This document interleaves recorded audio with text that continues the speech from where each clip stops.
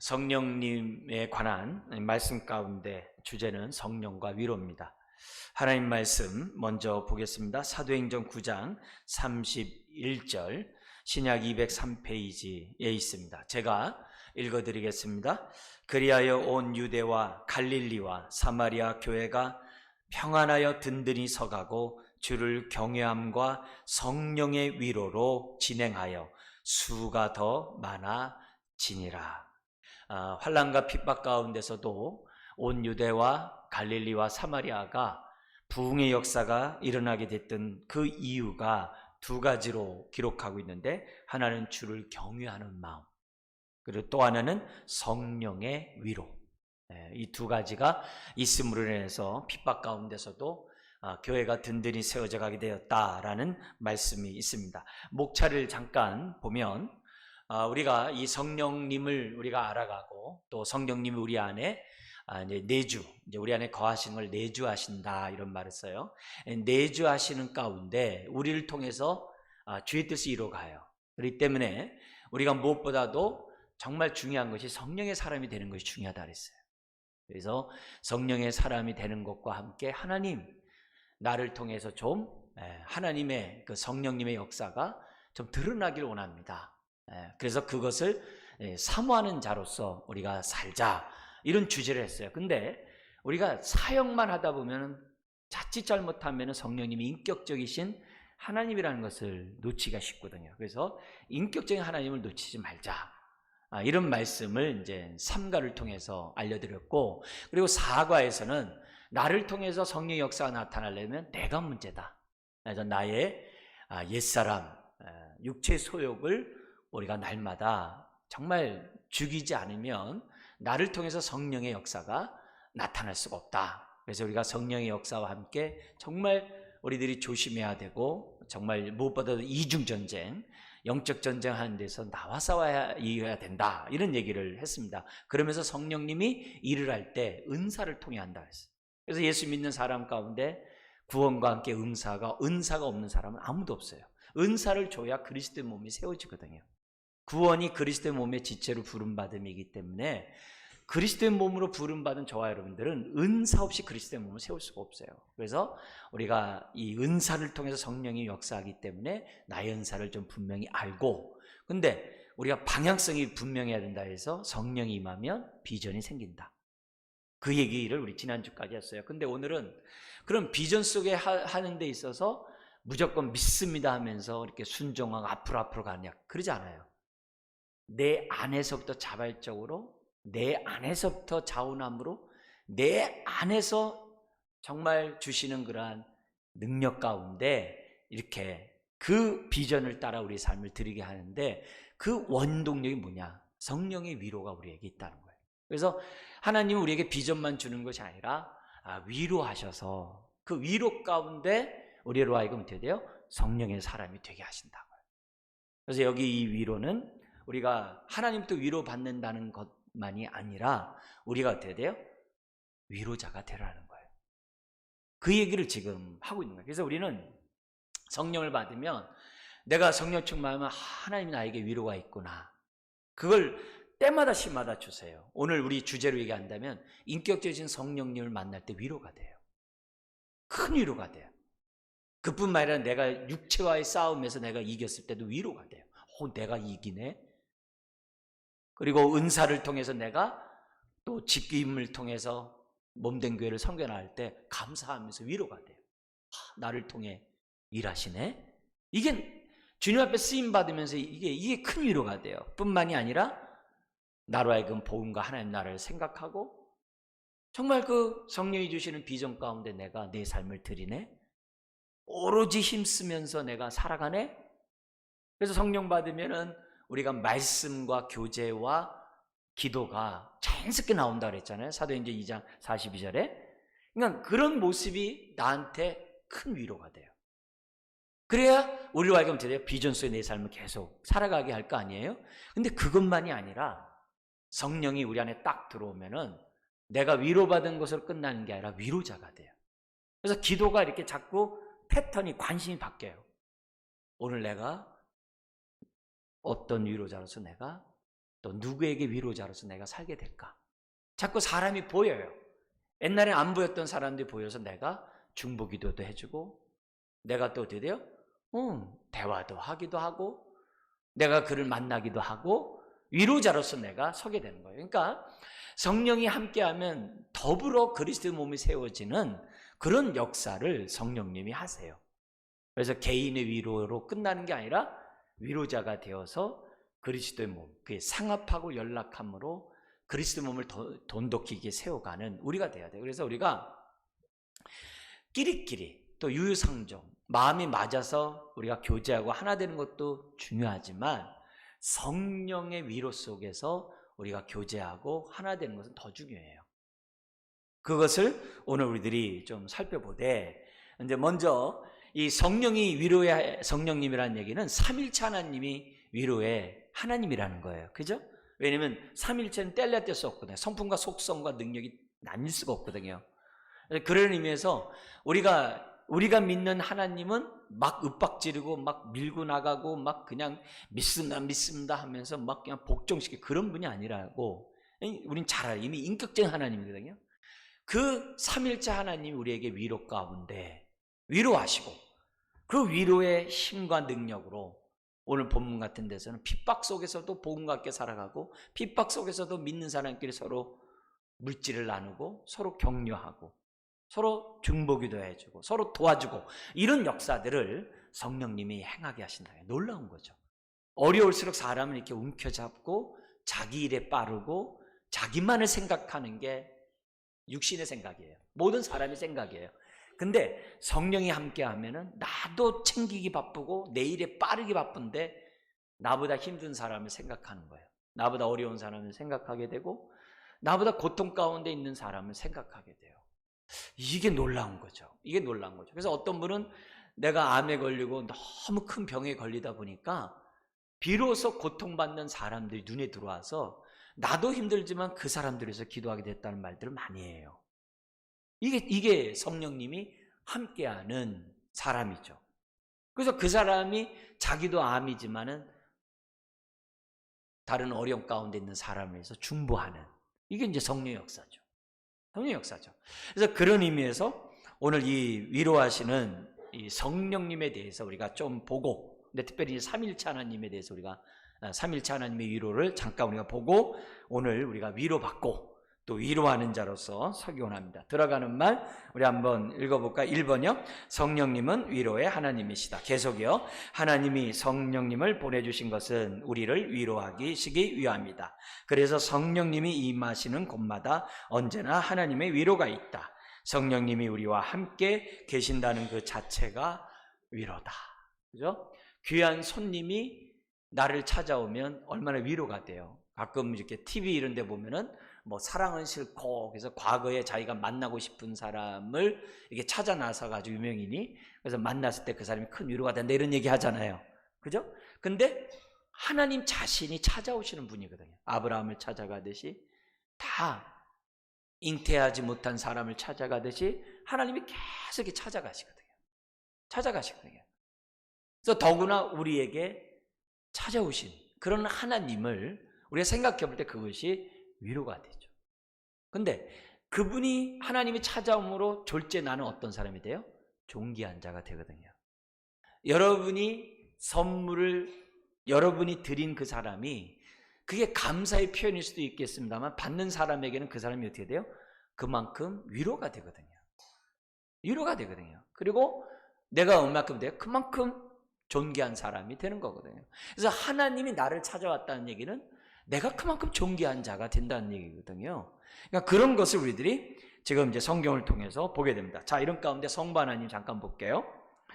모든 위로의 하나님이 이제 고린도후서 1장 3절에 기록되어 있습니다. 1번 한번 읽겠습니다. 삼일체 하나님 자체가 모든 위로의 하나님이시다. 성부 하나님이 위로의 아버지시고, 성자 하나님이 위로의 주님이시고, 성령 하나님이 위로의 영이시다. 성령을 보혜사라고도 하는데 이 자체가 위로자를 뜻한다. 이 되게 중요한 얘기입니다. 삼일체 하나님이 위로자다. 그래서 다음 페이지 보면 신구약 성경 전체가 창세부터 계시록까지 하나님이 위로자이신 것을 우리에게 보여줘요. 자, 그래서 1번 하나님의 위로가 창조에도 나타나는데 어떻게 나타나냐면 간략하게 보면 하나님이 첫날 인간을 창조하지 않고 몇째 날에 해서요? 여섯째 날. 인간이 살기에 가장 최적한 환경을 다 마련해 놓고 사람을 창조하셨다는 것. 심어야 과일 난 다음에 이렇게 한 게 아니라 이미 과실을 많이 맺게 한 다음에 사람을 창조하셨다. 이 자체가 뭐예요? 하나님의 배려고 위로거든요. 그래서 첫날도 중요하겠지만 여섯째 날이 중요한 거거든요. 우리를 여섯째 날에 만드셨다는 거예요. 그리고 다음 페이지. 그것도 창조할 때 자신의 형상. 자신의 형상을 따라 만들었다는 자체가 큰 위로가 돼요. 이 진리를 아는 것이 우리로 하여금 굉장히 위로를 줘요. 그래서 형상을 따라 지음받았다는 그 뜻에 대해서는 우리 지난번에 한 시간을 통해서 다 말씀을 드려서 자세한 얘기는 안 합니다만 그래도 가장 핵심적인 게 뭐예요? 형상을 따라 지음받았기 때문에 하나님과 뭐 할 수 있어요? 교제할 수 있는 거죠. 교제. 이게 중요한 거예요. 우리와 교제하기 위하여 자신의 형상, 인격적으로 우리를 만들었다는 것이 무엇보다도 중요한 거죠. 그래서 우리가 이 세상에 자기 것뿐만 아니라 위로가 되고 사람에게 이 세상을 다스리고 통치할 수 있는 권세를 주셨다는 그 자체도 사실 그게 뭐냐면 하나님의 형상이라는 단어 속에 들어간 말이에요. 교제뿐만 아니라 통치하고 다스리는 부왕이 되게 한 것도 우리에게 뭐예요? 위로자가 되는 거죠. 사람이 내가 받은 이런 은혜를 모르기 때문에 사용하지 못하는 것이지 우리가 정말 성령님을 통해서 우리가 은혜를 알면 내가 형상을 따라 지음받았다는 사실을 알면 교제할 뿐만이 아니라 내가 어떻게 돼요? 하나님의 복의 통치의 통로자로서 살아가게 되어 있다는 거예요. 이 사실을 생각하면 뭐가 돼요? 그래서 예수의 이름으로 중보 기도하는 거예요. 국가와 민족을 위해서 기도하고 교육을 위해서 기도하고 국방을 위해서 기도하고 이 모든 일들이 바로 형상과 연관되어 있다는 것을 우리들에게 보여주고 있어요. 자, 그래서 다음 페이지. 그래서 하나님의 이런 배려 이런 것들을 보면서 내 자신을 어떻게 해야 돼요? 새롭게 봐요. 그래서 나를 낮은 자존감으로 볼 이유가 없어요. 세상에서는 학점으로 점수로 매기기 때문에 수준으로 얘기하기 때문에 나도 모르는 사이에 시험에 들 때가 많아요. 근데 야고보서 1장에서 우리가 시험을 당하게 하는 가장 큰 두 가지 적이 있대요. 하나는 뭐죠? 소유가 많고 적느냐. 또 하나는 뭐예요? 지위가 높으냐 낮느냐. 이것 때문에 사람이 시험에 든다는 거예요. 근데 이거는 사단의 전략이고 우리는 어떻게 돼요? 내가 소유가 많든 적든 지위가 높고 낮든 중요하지가 않아요. 내가 형상을 따라 지음받은 존귀한 자라는 사실이 있기 때문에 나는 어떻게 돼요? 자족함을 배우고 나는 또 어떻게 돼요? 이 안에서 하나님의 뜻을 행하는 사람으로 자꾸 어때요? 살고자 성령님이 나에게 깨달음을 준다는 거예요. 이게 하나님의 형상을 따라 지음받은 사람이 누리는 은혜예요. 더구나 시편 139편 같은 데서는 우리가 태어나기 전부터 하나님이 우리의 부모를 통해 조성하시고 나를 갖다 태어나게 하셨다 그랬거든요. 그러니까 내가 이렇게 던져진 존재가 아니에요.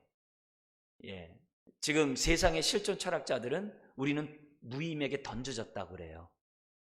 근데 우리 인간이 실존이 의미 있게 하기 위해서는 의미 있게 내 삶을 내가 던져야 된다는 거예요.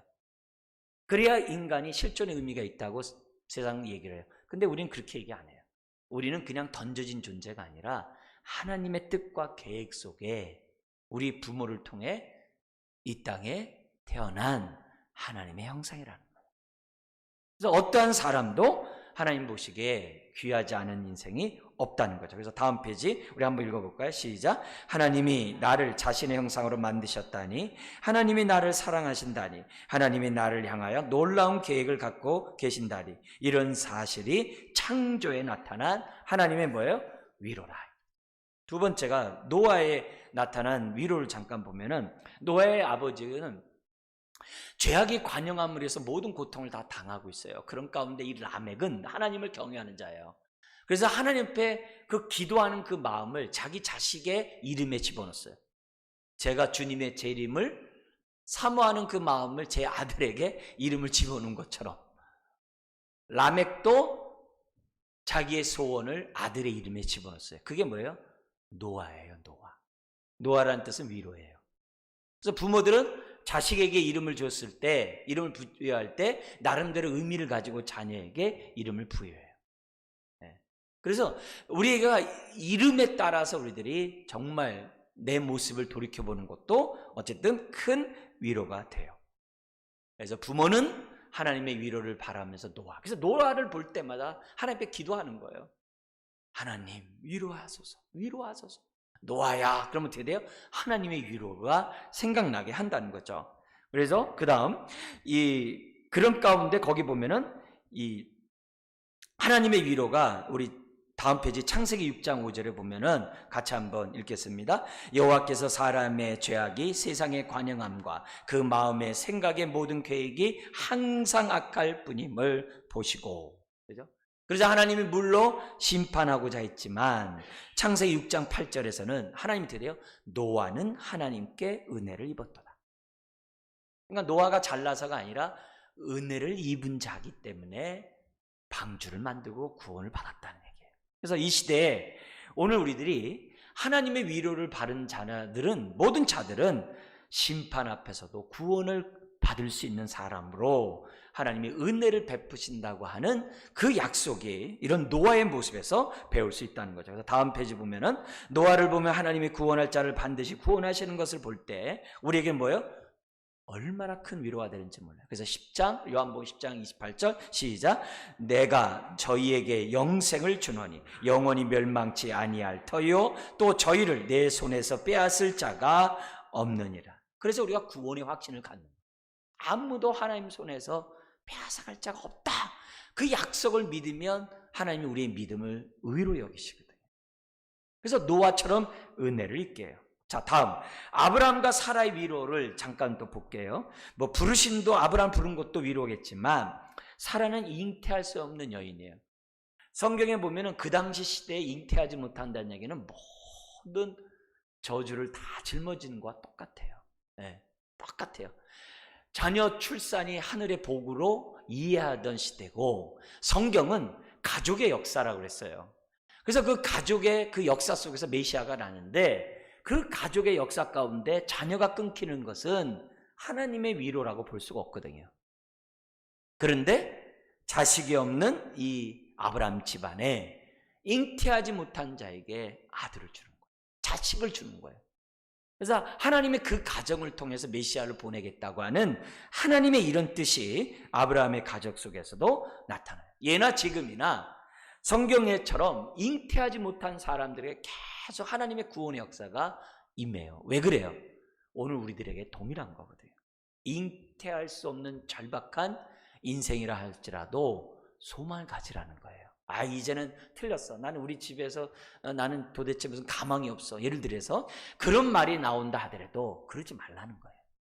사라의 가정이 변했고 성경에 우리 룻기에 나오는 룻기의 그 가정이, 나오미의 가정이 변했고 정말 있을 수 없는 가정, 세례 요한의 가정이 변했고 이 모든 것들이 다 뭐예요? 우리의 위로가 된다는 거거든요. 그래서 우리 가정이 이러기 때문에 우리가 난 틀렸어. 그렇게 하지 말고 하나님이 우리 가정을 바꾸시는 위로의 하나님. 그래서 잉태하지 못하는 사라의 그 가정에 이삭을 줬어요. 근데 이삭이라는 뜻이 뭐예요? 웃음이거든요. 이런 2번 다음 페이지 아이가 없는 가정에 아이를 준 위로의 사건은 여러 군데 나타나죠. 사무엘 가정도 그랬죠. 삼손도 그랬죠. 사가랴와 엘리사벳 그 제사장 가문도 그렇죠. 오늘도 잉태하지 못한 그런 상황에 있는 사람에게 위로가 되죠. 자, 네 번째 요셉의 위로도 알죠. 요셉은 어린 시절에 어머니를 여의고 형들의 따돌림 속에 고통을 당하다가 정말 팔렸어요. 그러다 또 감옥에 갇혔어요. 그런데 그런 가운데서도 하나님이 되대요. 요셉의 위로해야 되죠. 그래서 다음 페이지 2번에 보면은 하나님의 때 요셉에게 임하셔서 총리가 돼요. 근데 시편에 보면 뭐라 그래요? 그 나오게 되는 그때가, 그 12년에서 13년 되는 그때가, 성경이 뭐라 그래요? 그가 연단을 끝난 때래요. 요셉의 입장은 억울하고 요셉의 입장에서 보면 속상한 그 기간인데, 하나님의 입장에서는 다루시는 연단의 기간이라고 말해요. 그래서 그 결과 요셉과 야곱의 집안이 하늘의 위로를 받는다는 거죠. 그래서 다음 3번 우리 한번 읽어볼까요? 시작. 하나님의 약속에 신실하다는 그 사실이 우리에게 큰 위로가 된다. 만약 하나님의 약속의 말씀 중에 단 하나라도 지키지 못하신다고 한다면 우리는 불안해서 믿을 수가 없다. 그러나 시건치 않으시는 그 하나님으로 인하여 우리가 얼마나 큰 위로가 되는지 모른다. 그래서 성경에 나온 그 역사들을, 인물들을 보면 볼수록 위로가 되죠. 왜요? 동일한 하나님이죠. 그래서 우리는 4번 다음, 우리는 끝까지 약속을 믿고 기대하면서 신앙생활을 하자. 그래서 아브라함 후손에게 400년 만에 가나안 땅 주리라, 그대로 됐죠. 바벨론 포로 갔다 70년 만에 돌아오리라, 그대로 됐죠. 메시아를 보내리라, 그대로 됐죠. 그렇다면은 오늘 이 말씀을 믿고 위로자이신 하나님을 통해 은혜를 받자 이거죠. 그래서 5번 우리 같이 한번 읽겠습니다. 왜 이렇게 성경에는 하나님의 위로의 말씀이 가득한가? 그것은 바로 오늘 우리에게 동일하게 위로하시겠다는 하나님의 뜻이기 때문이요, 위로하시겠다는 그 의지가 크심을 보여주시는 것이다. 이런 것들이 우리에게 큰 위로가 된다. 여기 큰 의지 있잖아요. 그 의지, 이게 뭐냐면 하나님의 열심이라고 그래요.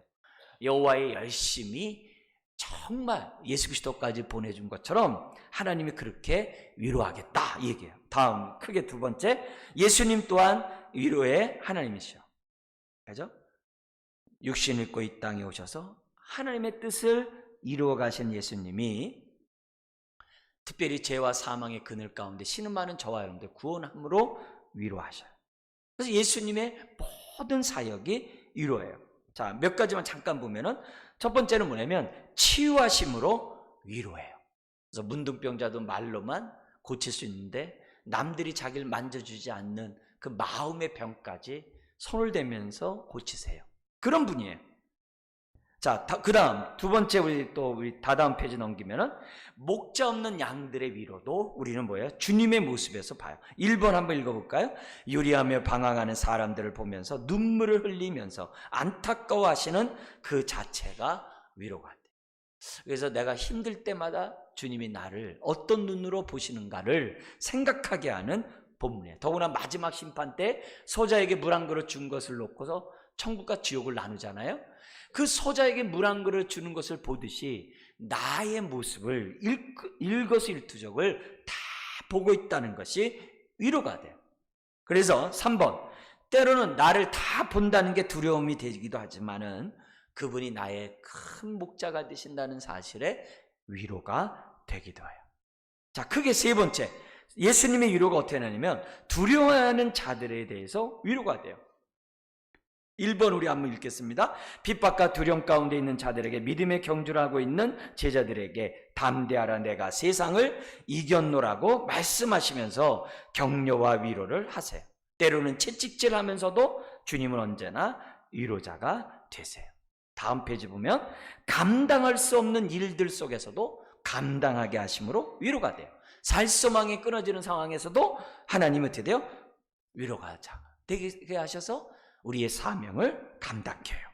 그러니까 다음 페이지, 핍박과 환난을 당할 때도 동일하게 뭐예요? 위로하신다는. 자, 그 다음 네 번째 우리 한번 볼게요. 네 번째 보는 것도 뭐예요? 역시 십자가의 사랑을 볼 때마다 예수는 우리를 위로하시는구나. 그러니까 이런 것들이 우리들에게 큰 정말 위로가 돼요. 자, 크게 세 번째, 위로의 성령님을 한번 보도록 하겠습니다. 우리 한번 1, 2번 읽겠습니다. 예수님은 십자가를 지시기 전에 제자들에게 내가 하나님으로 가면 위로의 성령님을 보내주시겠다고 약속하셨고, 더불어 너희들을 고아와 같이 외롭게 내버려 두지 않겠다라고 말씀하셨다. 예수님이 영광을 받으시고 하늘 보좌 우편에 앉으사 위로의 성령님을 보내셨다. 그 성령님이 우리에게 어떻게 위로하시는가? 이것도 또 잠깐 볼게요. 첫 번째는 내주하심으로 위로가 돼요. 여러분, 대통령이 거하는 처소는 구별된 장소예요. 성령님이 우리 안에 거하는 우리의 마음은 구별된 곳이에요. 예, 굉장히 정말 소중한 장소. 그만큼 나에 대해서 정말 이렇게 정말 새로운 마음을 갖고 우리가 당당해야죠. 다음 페이지 보자.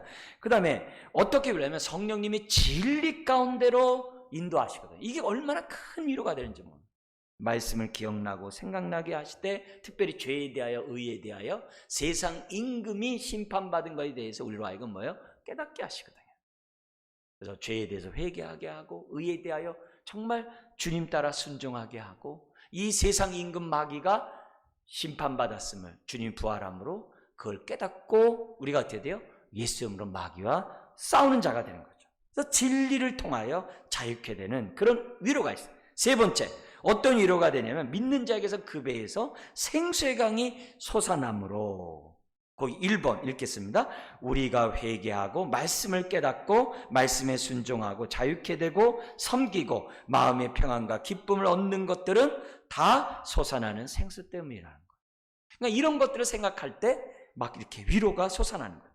자, 네 번째, 심지어는 교회 공동체에게 성령님이 임하심으로 교제하심으로 위로를 주세요. 그래서 아까 우리 본문처럼 초대교회 부흥의 두 가지가 뭐예요? 하나님을 경외하는 것과 동시에 성령의 위로가 함께해서 핍박 속에서도 순종의 삶을 살아가게 된 까닭이라고 우리들에게 보여줘요. 그래서 주를 경외함이 우리의 태도라면 성령의 위로는 하나님 편에서 우리의 축복이에요. 그래서 우리가 경외하는 자에게는 항상 성령의 위로가 있어서 우리와 하여금 신앙생활 할 수 있도록 경험하게 하세요. 다음 페이지 3번 같이 한번 읽어볼까요? 성령의 위로는 초대교회의 핍박 상황에서도 잘 견디게 하고 승리하게 한다. 믿음의 선배들이 핍박 속에서도 믿음의 삶을 살아가고 승리했던 그 힘은 성령님의 위로가 있었기 때문이다.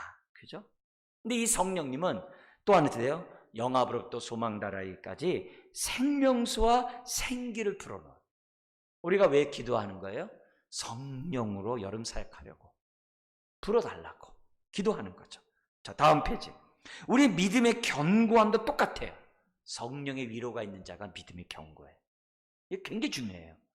위로가 없으면 믿음이 견고할 수가 없어요. 충성? 위로가 있어야 죽도록 충성해요. 성령의 위로가 없으면 헌신을 안 해요. 수고도 안 해요. 내가 희생도 안 해요. 위로가 있는 자가 후덕해요. 곡간에 많아야 이렇게 후덕하다 그러잖아요. 성령의 위로가 있는 사람이 후덕해요.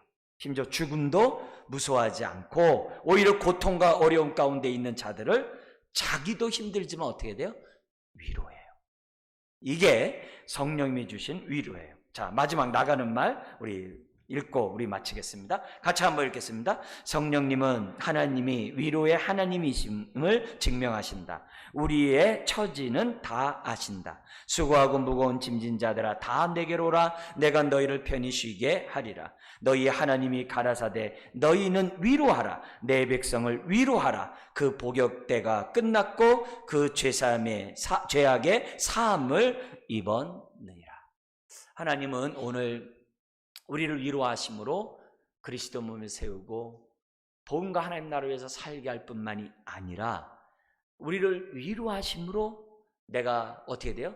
또 다른 사람들에게 위로자가 되기를 원하세요. 오늘 우리 다시 한번 나는 누구의 위로자인가? 우리 한번 생각하시고 위로자로서 성령의 통로가 되시기를 주의 이름으로 축원합니다. 기도하겠습니다.